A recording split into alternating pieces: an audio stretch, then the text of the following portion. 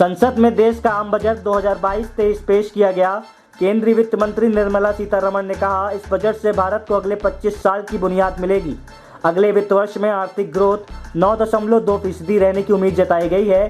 वित्त मंत्री ने कहा कि मौजूदा वर्ष में भारत की आर्थिक ग्रोथ 9.2% रहने का अनुमान है। ये बड़ी अर्थव्यवस्थाओं में सबसे ज़्यादा है।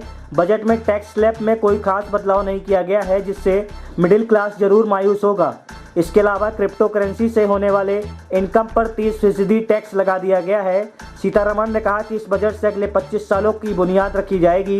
इस बजट में 16 लाख नौकरियां देने का वादा किया गया है। इस बार के बजट से मिडिल क्लास को मायूसी हुई है। दरअसल केंद्रीय वित्त मंत्री निर्मला सीतारमण ने इनकम टैक्स स्लैब पर कोई नई घोषणा नहीं की। इस वजह से इस बार भी आयकर में कोई छूट नहीं मिली है। वहीं कॉरपोरेट को राहत दी गई है। कॉरपोरेट सरचार्ज 12% से घटाकर 7% किया गया है। इस दौरान जब सिटी न्यूज़ वैन की टीम द्वारा व्यापारियों से चर्चा की गई तो ज़्यादातर व्यापारियों ने आम बजट 2022 को लेकर साधारण बताया। वहीं कुछ ऐसे भी व्यापारी थे जिन्होंने इसे अर्थव्यवस्था को मजबूत करने वाला बजट बताया है। इस दौरान मध्यम वर्गीय व्यापारी अमित ठारवानी से चर्चा की गई तो उन्होंने आम बजट 2022 को निराशाजनक बताया। उन्होंने कहा कि इस बजट से हम लोगों को काफ़ी उम्मीदें थी, जिससे कुछ खास रियायत नहीं दी गई है। पहले जैसे टैक्स है, पेट्रोल डीजल के दामों में भी कोई कमी नहीं आई। उन्होंने आम बजट को 10 अंक में से 2% दिए हैं। प्रस्तुत है व्यापारी, किसान सहित चार्टर्ड अकाउंटेंट अजय पांडे एवं महिलाओं से प्राप्त जानकारी के अंश। बजट जो पेश हुआ है, जो उम्मीदें थी हम व्यापारियों को, उसमें कोई राहत नहीं दिखाई दे रही है। ना पेट्रोल सस्ता किया गया है, ना जो हमारी रोज़मर्रा की ज़िंदगी में ज़रूरतें जिनको हम उपयोग करते हैं वो बिल्कुल भी कम नहीं की गई हैं। कहीं भी रियायत नहीं दी गई है। इससे टैक्स में बैंक के जैसे टैक्स की बात थी, लोन वगैरह की छूट मिले, उसमें भी कोई रियायत नहीं दी गई है हमें। पेट्रोल आज भी उतना ही महंगा है, क्योंकि हम लोग को व्यापारियों को माल भाड़ा या जो भी खरीदारी होती है कहीं ना कहीं पेट्रोल डीजल से संबंधित रहते हैं हम। वही चीज़ें अगर सस्ती नहीं होंगी, जो शुरुआत की है हमारी, तो इस स्तर में महंगाई कभी नहीं घट सकती। महंगाई और बढ़ेगी और कुछ नहीं होगा। महंगाई नहीं घटा सकते तो ये बजट किसी काम का नहीं।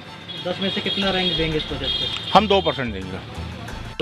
30 करोड़ का ये MSME करके छोटे व्यापारियों को दिया हुआ है, तो इसके बदले छोटे व्यापारियों को बढ़ावा मिलेगा, उनके बिजनेस बढ़ेगा और उनको बल मिलेगा बिजनेस करने में। क्या मानते हैं बजट को कितना रैंक देंगे आप 10 में से? 10 में 8 रैंक देना चाहूँगा मैं, क्योंकि आर्थिक स्थिति अगर देश मजबूत होगा तो सभी मजबूत होंगे। तेल लगते हैं तो इसमें क्या मानते हैं आप लोग, बजट कैसे मैनेज करेंगे आप अपना रसोई घर? अभी तक जो चल रहा था कि रेट इंक्रीज हो रहे थे, तो जिस बजट तो हमारा हिला हुआ ही है, पर इस बजट से हमारे घरेलू में गृहस्थी में कोई राहत नहीं है। कितने अंक देंगे अगर 10 में से अगर बात की जाए तो कितने अंक देंगे इस बजट को? मैं अगर देश के हिसाब से बात करूं तो 6 है, लेकिन अगर मैं घरेलू स्त्री के तौर पे बात करूं तो 1 पॉइंट भी नहीं है। जो ये बजट आया है व्यापारियों के लिए तो वरदान साबित होगा, क्योंकि SME का 5 साल के लिए टाइम और बढ़ा दिया उन्होंने।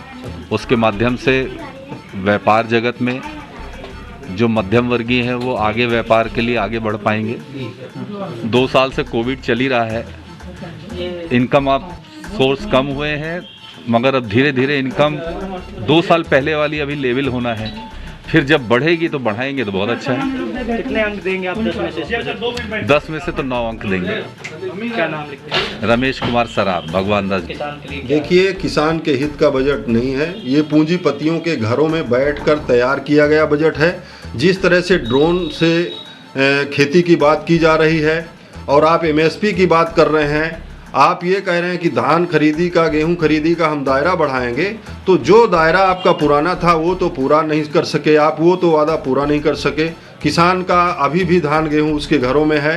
तो इस तरह से जो भी बजट आया है, और 80,000 रुपये से अधिक ड्रोन की कीमत है, कैसे किसान खेती करेगा? आप डिजिटल खेती की बात कर रहे हैं, तो ये पूरी तरह से किसान के हित का बजट नहीं है। और किसान को जितने ही सस्ते उपकरण आप उपलब्ध करा सकें, खाद पानी बिजली, उससे ही देश के किसान को फायदा। कितने अंक देंगे आप 10 में से इसको? बिल्कुल हम 2 अंक भी नहीं देंगे, जिस तरह का बजट ही आया है। किया गया है कि शासन द्वारा किस तरह का बजट है, क्या देखते हैं टैक्स से रिलेटेड? टैक्स रिलेटेड देखा जाए तो जो बेसिक चीज़ें इसमें मेजर चेंज किया है गवर्नमेंट ने, तो वर्चुअल करेंसी को अभी तक जिस पर क्लैरिटी नहीं थी कि इसको किस तरह से गवर्नमेंट ट्रीट करेगी, उसको इन्होंने टैक्सेबल कर दिया है। इसके अंदर 30% उसके अंदर टैक्स रेट दे दिया है और इस पर 1% से TDS भी इन्होंने चार्ज करने का प्रोविज़न बना दिया है। और जो कुछ बेसिक एग्जामिशन लिमिट बढ़ने वगैरह का न्यूज़ चल रही थी, तो ऐसा तो कुछ रिलैक्सेशन नहीं दिया है गवर्नमेंट ने इसके अंदर अभी। और एक नया बेनिफिट ये दिया गया है कि 2 साल तक का पुराना रिटर्न आप अपडेटेड रिटर्न आपका भर सकते हैं। तो जो एक है कि अगर किसी से गलती हो गई है, कम कोई छूट गई है, तो उसको अपन रिवाइज़ करके 2 साल के अंदर भर सकते हैं। टैक्स स्लैब में कुछ रियायत मिली? टैक्स स्लैब में कोई रियायत नहीं मिली है, ना ही टैक्स रेट में कुछ चेंज हुआ है। कोऑपरेटिव सोसाइटीज़ का जो टैक्स रेट था, उसके अंदर सरचार्ज में इसको छूट दी गई है इनको। और जो इनका मिनिमम अल्टरनेट टैक्स रहता है AMT, उसके अंदर कुछ रिडक्शन दिया गया है, इनको कम किया गया है। कितना रैंक देंगे आप 10 में से अगर इस टैक्स के बारे में? इसमें अगर देखा जाए तो फ्यूचर के हिसाब से कुछ चीज़ें अच्छी हैं, मगर जो अपना कहना चाहिए कि मध्यम वर्गीय जो लोग हैं उनके लिए कुछ खास ऐसा दिखा नहीं मुझे, तो अपन इसको 7 नंबर तक दे सकते हैं 10 में से। क्या नाम है? अजय पांडे।